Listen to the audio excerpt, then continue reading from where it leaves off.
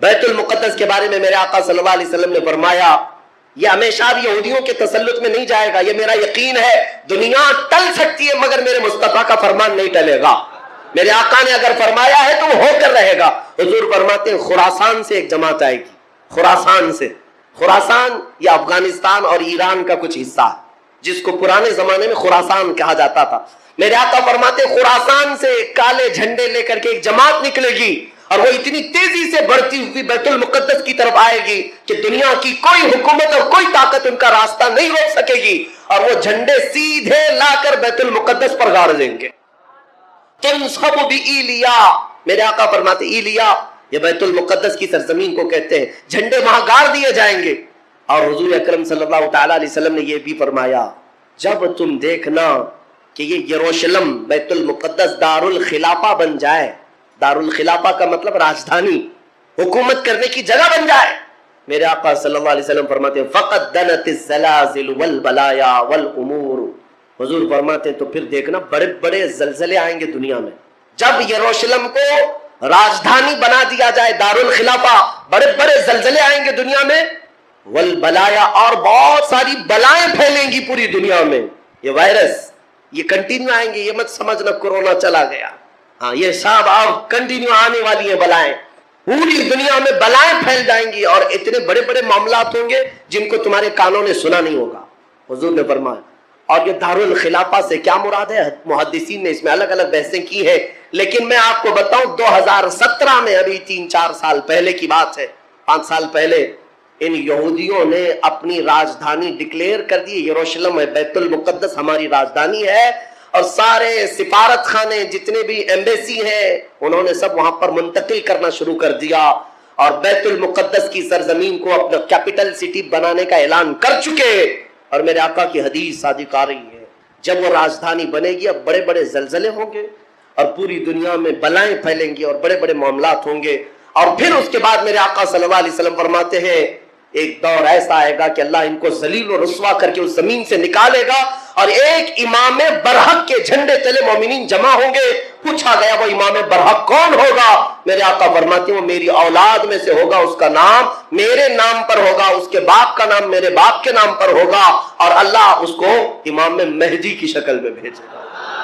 ہاں یہ زمانہ بہت قریب آ چکا، یہ زمانہ بہت قریب آ چکا۔ میں بارگاہ رب العزت میں آج جمعۃ الوداع میں یہی دعا کرتا ہوں کہ مولا اگر زندگی کی سانسیں باقی ہیں تو امام مہدی کی فوج میں ہمیں جگہ عطا فرما، ان کے جھنڈے تلے مولا ہمیں امن و امان عطا فرما دے، دنیا سے ظالموں کے چنگل سے مولا ایمان والوں کو آزادی عطا فرما، کفار و مشرکین کے تسلط سے مومنین کو آزاد فرما دے۔ اے رب ذوالجلال احسن الخالقین، اس ماہ مبارک میں اگر تو ہمیں مولا ان راتوں میں ان دنوں میں عبادتوں کو قبول کیا اور بھیک میں کچھ دے تو مولا صرف اتنا دے دے کہ پوری امت کو مولا خیر و عافیت عطا کر دے، کھوئی ہوئی عزت و وقار عطا فرما دے، ہمارے ناحق قید کیے ہوئے بچوں کو مولا آزادی عطا فرما دے، بے قصور جیلوں میں بند ہمارے بچوں کو مولا آزادی عطا فرما دے۔ 1914 سے 1918 کے بیچ میں فرسٹ ورلڈ وار ہوئی، دنیا کی سب سے بڑی جنگ، پہلی جنگ عظیم، جس میں ترکیوں نے جرمنی کا ساتھ دیا اور ہار گئے، برطانیہ انگلینڈ کے مقابل میں۔ تو ہارنے کی وجہ سے ہوا یہ کہ ترکی کی ساری خلافت ختم ہو گئی، خلافت عثمانیہ کے ٹکڑے ٹکڑے ہو گئے، 50 ملکوں پر ان کی اکیلی حکومت تھی، سب ٹکڑے ہو گئے، ترکی کو سب ختم کر دیا گیا، خلافت ختم کر دی گئی۔ یہ 1920 میں خلافت ختم کر دی گئی، اور پھر برطانیہ انگلینڈ کے تسلط میں، اس کے قبضے میں فلسطین بھی آیا۔ یہ وہ زمانہ تھا جب ہمارا انڈیا بھی انگلینڈ کے انڈر میں تھا، ہمارا بھارت بھی۔ برطانیہ ہر ملک فتح کرتے ہوئے اپنے اندر لیتے جا رہے تھے، یہ انگریزوں کی عادت تھی، تو فلسطین بھی ان کے انڈر میں تھا۔ تو اب ان لوگوں نے یہودیوں کے لیے ایک عام اعلان کیا، ڈکلیریشن آف بالفور کہا جاتا ہے، ایک بالفور اعلامیہ، جس میں اعلان کیا گیا کہ دنیا بھر کے جو بھی یہودی ہیں وہ ہجرت کر کے یہاں آئے، انہیں گھر دیا جائے گا۔ 1921 سے پھر فلسطین میں ایک چھوٹی سی بستی میں ان کو بسایا گیا، 4000 لوگ پہلے آئے، 4000 لوگ آئے، پھر یہ ہجرت کا سلسلہ چلتا رہا یہاں تک کہ 1947 میں ان کی آبادی 36 لاکھ کے قریب ہو گئی، 30-35 لاکھ سے بڑھ کر کے آگے بڑھ گئے۔ اور اس کے بعد پھر 1948 میں ان ظالموں نے اقوام متحدہ UN کی مدد سے یہ اعلان کر دیا پوری دنیا میں کہ اب یہ فلسطین نہیں ہے، اس کا آدھا حصہ اسرائیل ہے، یہ ہمارا ملک ہے۔ بات در حقیقت یہ تھی کہ UN میں، اقوام متحدہ میں یہ بل پاس ہوا تھا کہ یہودیوں کو بھی رہنے دیا جائے، مسلمانوں کو بھی۔ اس فلسطین کے 2 ٹکڑے کیے جائیں گے، ایک مسلمان فلسطین بنائیں گے اور ایک یہودی اسرائیل بنائیں گے۔ آج بھی یہ اقوام متحدہ UN کا یہ بل آج بھی موجود ہے۔ اقوام متحدہ سے یہ بل پاس ہوا، یہودی تو مان گئے لیکن پورے عرب کے مسلمان اس کے خلاف تھے کہ عربوں کے بیچوں بیچ ایک یہودی ریاست کیسے قائم ہو سکتی ہے، یہ ہمارا مقدس معاملہ ہے، مقدس سرزمین سے ہمارا تعلق ہے۔ احتجاج کرتے رہے لیکن ان یہودیوں نے مال کے ذریعے، عورتوں کے ذریعے سارے عرب ملکوں کے جو بادشاہ تھے ان تک اپنا تسلط جما لیا۔ کئی ایسے عرب بادشاہ ہیں جن کی بیویاں یہودی ہیں، ان کے گھروں تک یہ پہنچ گئے اور ان کو ایسا نیوٹرل کر دیا کہ اب وہ فلسطین کے بارے میں بات نہ کریں۔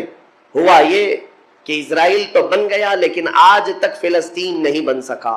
فلسطین کا وجود دنیا نہیں دکھاتی، گوگل میں چیک کرو تو نہیں بتاتا فلسطین کوئی جگہ نہیں ہے۔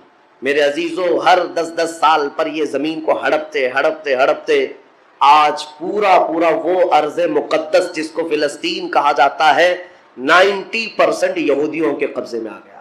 اقوام متحدہ سے یہ بھی بل پاس ہوا تھا کہ آدھا کر لیا جائے، اسرائیل ایک ریاست، فلسطین ایک ریاست، لیکن بیت المقدس جو ہے، مسجد اقصی، وہ دونوں کے اندر میں نہیں رہے گی، یہ اقوام متحدہ کے اندر میں، یہ خود مختار رہے، کیونکہ یہاں یہودیوں کا بھی تعلق ہے، عیسائیوں کا بھی ہے، مسلمانوں کا ہے، سب کو یہاں آنا جانے کی اجازت رہے گی، کسی کے انڈر میں نہیں رہے گا۔ یہ پاس ہوا تھا، لیکن آج حالات یہ ہے کہ اس بیت المقدس کی دیواروں پر، دروازوں پر یہ وحشی ظالم اسرائیلی بندوق تانے آج بھی کھڑے ہوئے۔ یہ جسے اندر جانے دیں وہ جائے گا۔ پوری دنیا اپنی آنکھوں سے دیکھ رہی ہے ان کی خیانت، ان کی غداری کو، لیکن کوئی ایک جملہ تک نہیں کہتا کہ اسرائیل دہشت گرد ہے۔ آپ کو میں ایک آنکڑے اگر بتاؤں تو آپ کے رونگٹے کھڑے ہو جائیں۔ انہوں نے فلسطین کے مسلمانوں میں سے اب تک 2.5 لاکھ صرف بچوں کو قتل کیا ہے ان اسرائیلیوں نے۔ آج بھی یہ ڈیٹا موجود ہے، انٹرنیٹ پہ موجود ہے، بڑی ویب سائٹس ہیں، انہوں نے شو کیا۔ اقوام متحدہ کی بھی رپورٹ موجود ہے کہ فلسطین کے کتنے مارے گئے۔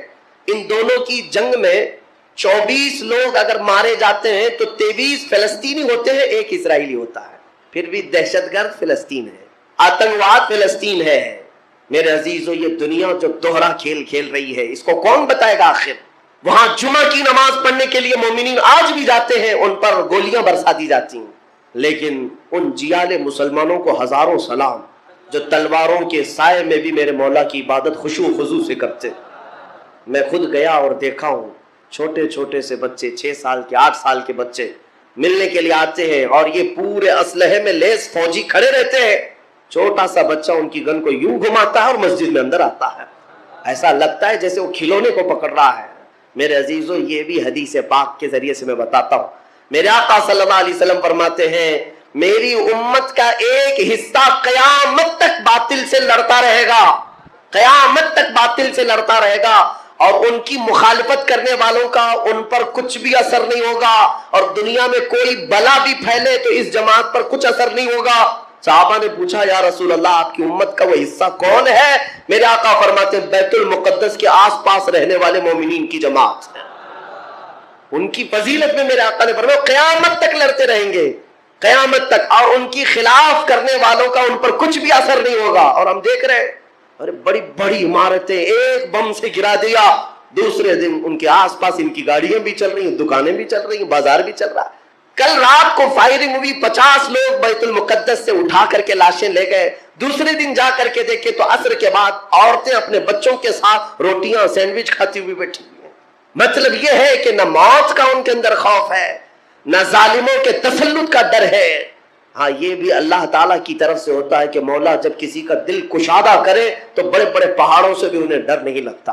اور ایک حدیث میرے آقا صلی اللہ علیہ وسلم نے فرمایا کہ سید البقاع بیت المقدس، سید الصخرۃ صخرۃ بیت المقدس، حضور نے فرمایا پوری روئے زمین کا سردار جو حصہ ہے وہ بیت المقدس کا حصہ، سردار حصہ۔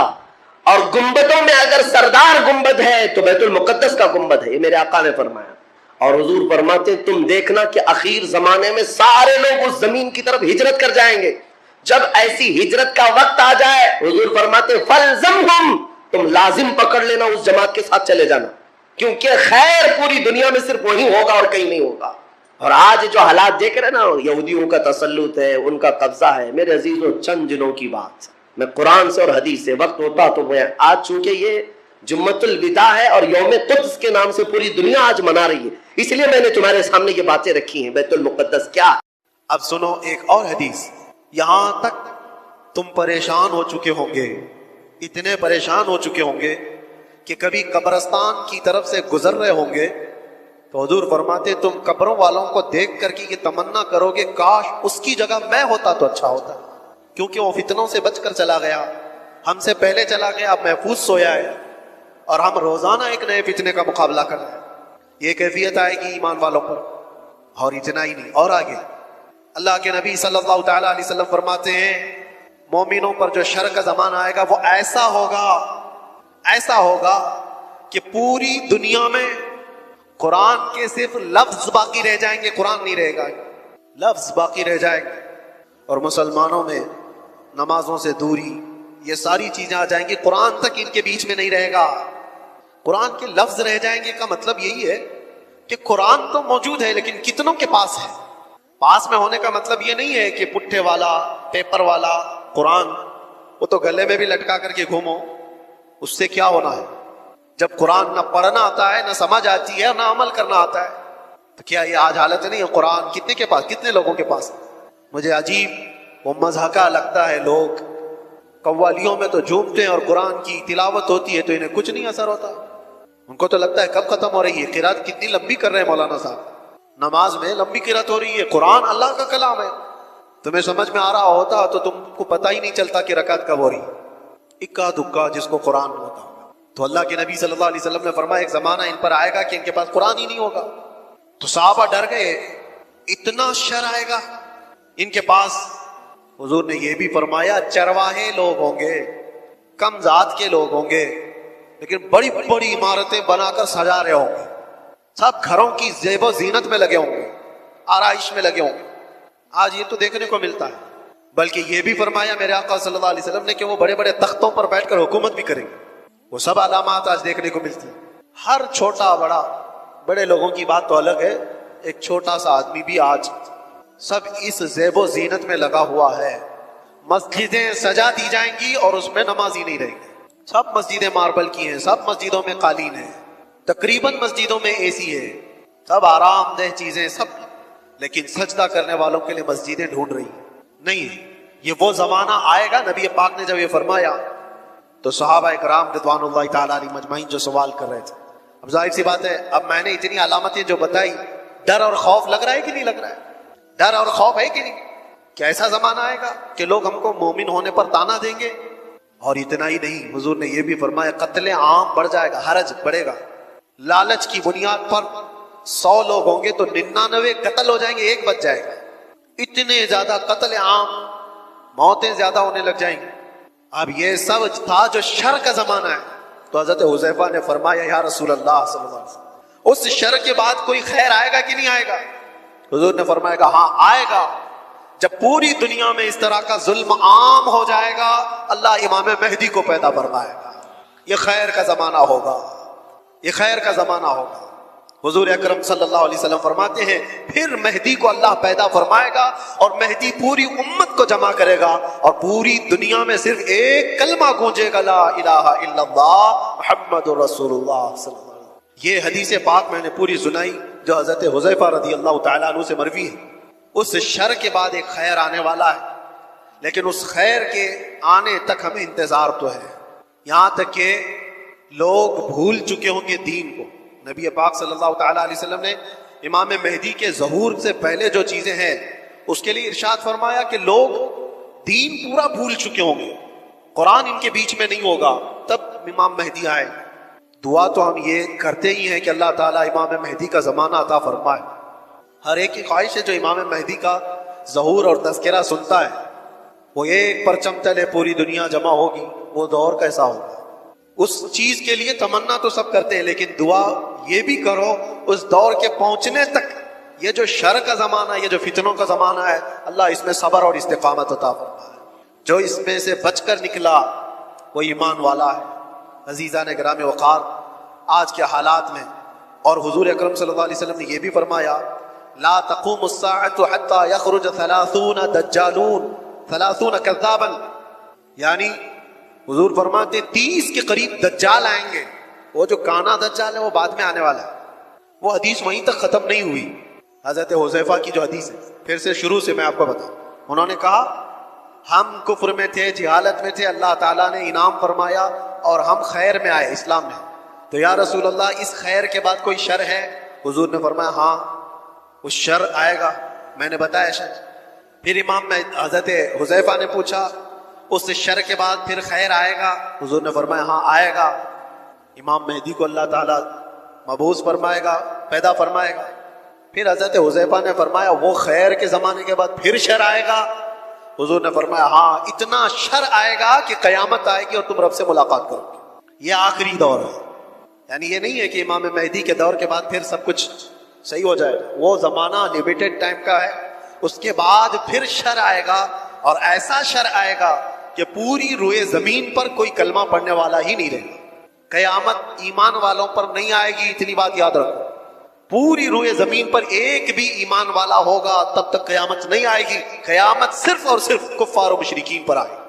قیامت وہ سب سے بڑی آزمائش، بہرحال جن آزمائشوں سے ہم آج گزر رہے ہیں، اس میں اللہ کے نبی صلی اللہ علیہ وسلم نے فرمایا اسبرو، صبر کرو، صبر کرو۔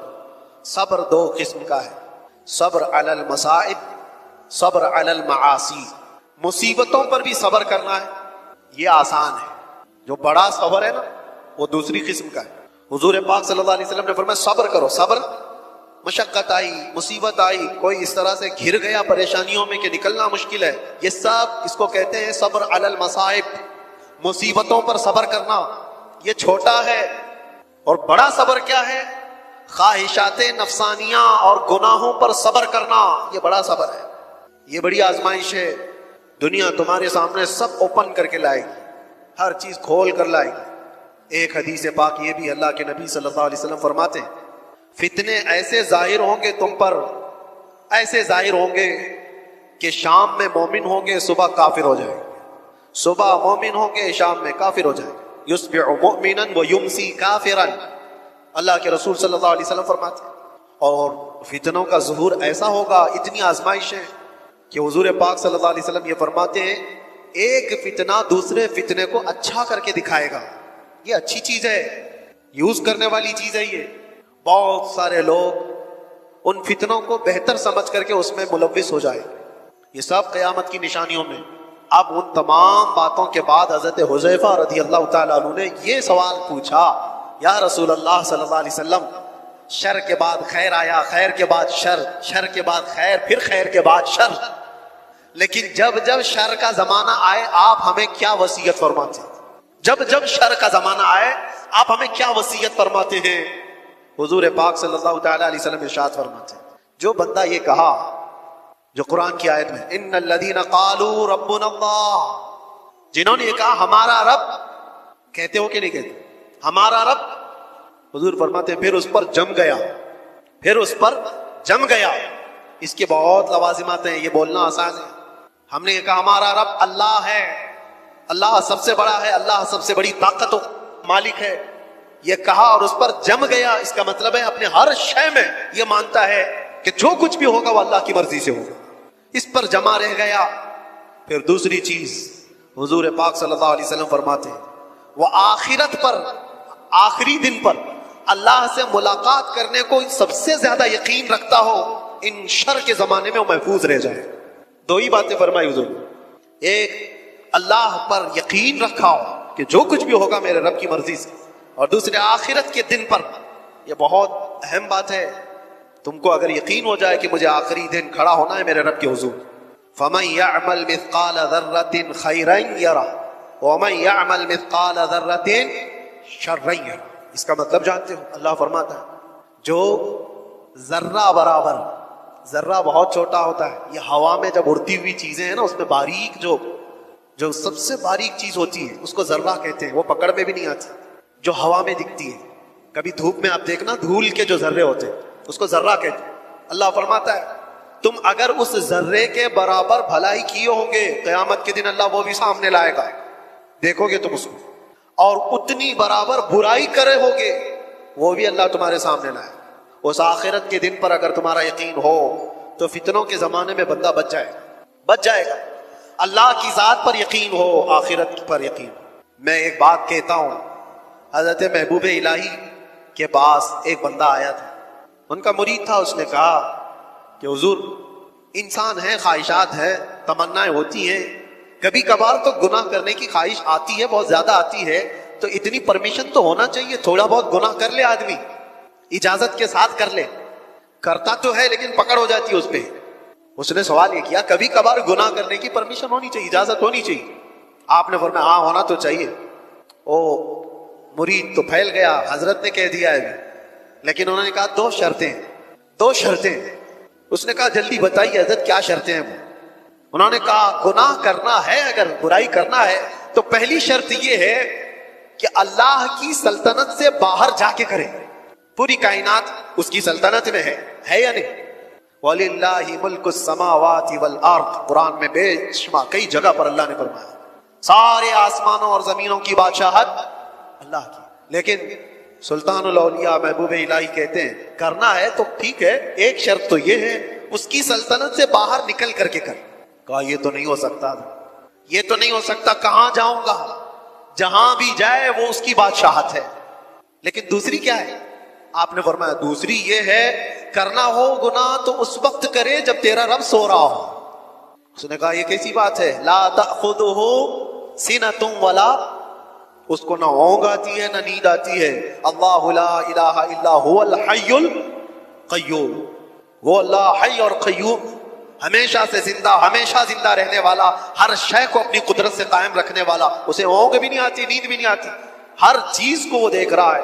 قرآن میں اللہ فرماتا ہے واللہ خبیر بما تعملون، تمہارے سارے کاموں سے وہ باخبر ہے۔ یعلم خائنۃ الاعین وما تخفی الصدور، تمہاری آنکھیں جو خیانت کرتی ہیں اللہ وہ بھی دیکھ رہا ہے، تمہارے دل میں جو وسوسے گزر رہے ہیں اللہ اس سے بھی باخبر ہے، کوئی چیز نہیں بچی۔ وہ کب سوئے گا؟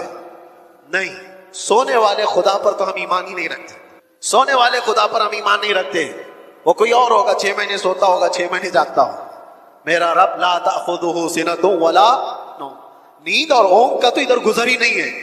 جس کائنات کو پورا وہ اپنے کن سے چلاتا ہو اس کے بارے میں نیند کا شائبہ بھی نہیں۔ تو دو باتیں جو محبوب الہی نے فرمائی، مرید تنگ رہ گیا، کہا کہ حضور ناممکن بات ہے، نہ میں اس کی سلطنت سے باہر جا سکتا ہوں، نہ کوئی ایسا وقت آنے والا ہے جب اس کو اونگ آئے یا نیند آئے۔ تو آپ نے فرمایا تو پھر شرم کر، اس کی سلطنت میں اس کے دیکھنے کے وقت تو کیسے کر سکتا ہے؟ بچ جا، اس کے بعد پھر دوبارہ سوال نہ کرو۔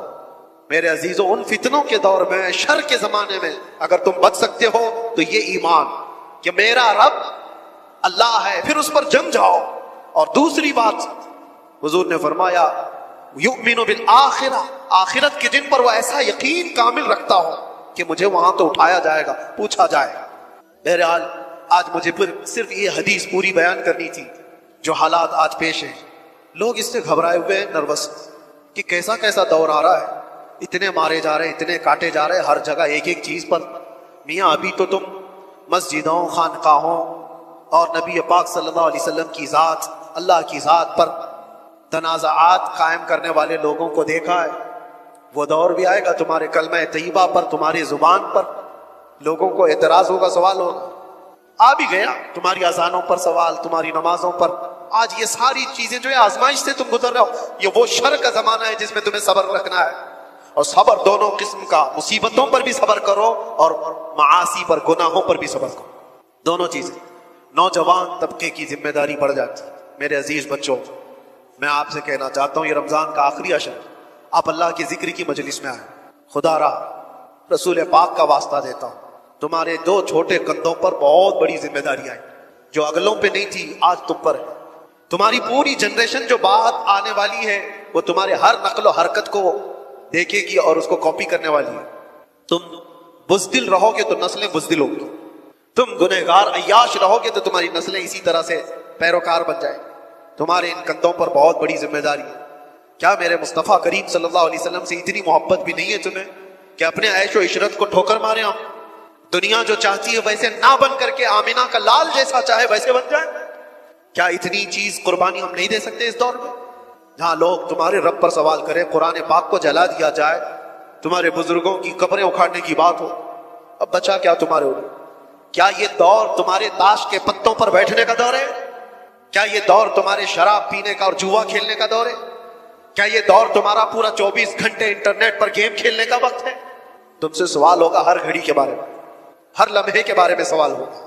اور ایک بات یہ بھی یاد رکھو، اللہ کے نبی صلی اللہ علیہ وسلم فرماتے ہیں کلکم راع وکلکم مسئول عن رعیتہ، تم میں سے ہر آدمی نگہبان ہے، جیسے چرواہا اپنی بکریوں کا نگہبان ہوتا ہے، تم میں سے ہر آدمی نگہبان ہے، اور ہر آدمی سے اس کے نیچے رہنے والوں کے بارے میں پوچھا جائے گا قیامت کے دن، تیری اولاد کیوں بگڑی، تیری اولاد غلط راستہ کیوں اختیار کی تیرے انڈر میں تھی، تمہاری بہنیں، تمہاری بیویاں، تمہاری بچیاں، یہ تمہارے ماتحت ہیں، تم ان کے مسئول ہو، ان کے ذمہ دار ہو، ان کے غلط قدم کا بھی تمہیں جواب دینا پڑے گا۔